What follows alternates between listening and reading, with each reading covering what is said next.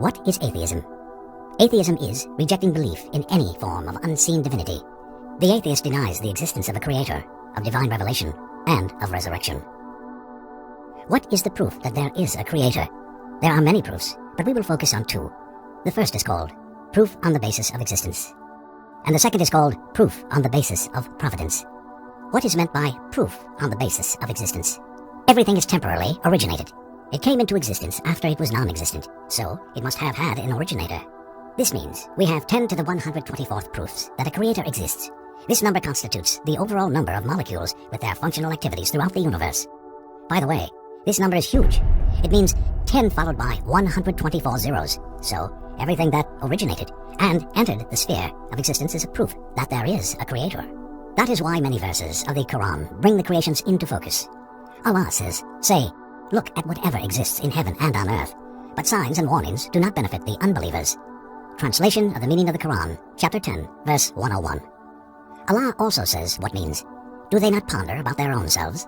Allah has created the heavens and the earth, and all that is between them for a purpose and for an appointed time."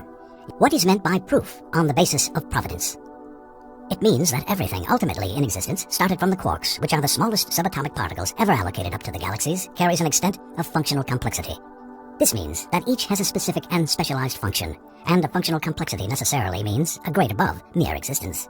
Existence is a status, and the complexity within the originated thing is a grade above that status of mere existence. So, everything around you is designed in a special method, so as to carry on a special function. Hence, everything around you carries a functional complexity, and this complexity is a proof of origination, which means that it must have had an originator. An example of this is the lamp. This is a functional complexity.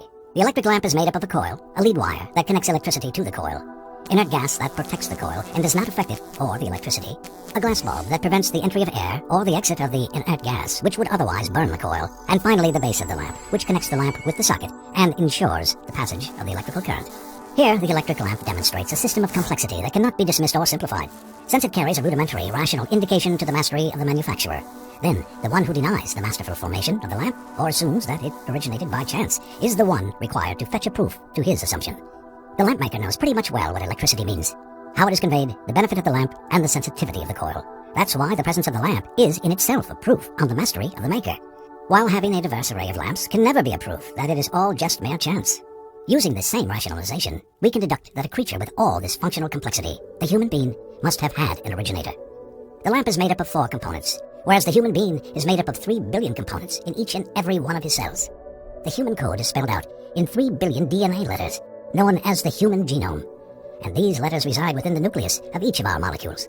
So, if you look at the 4 components of the lamp and deduce that it must have had a maker, and you do not realize that you too must have had a maker, then the problem is in your way of thinking. Allah says, what means, were they created out of nothing, or are they their own creators? Chapter 52, verse 35. Look around and see the extent of complexity associated with virtually everything. There is actually nothing in this whole wide nature that is free from but a degree of complexity, according to the physicists.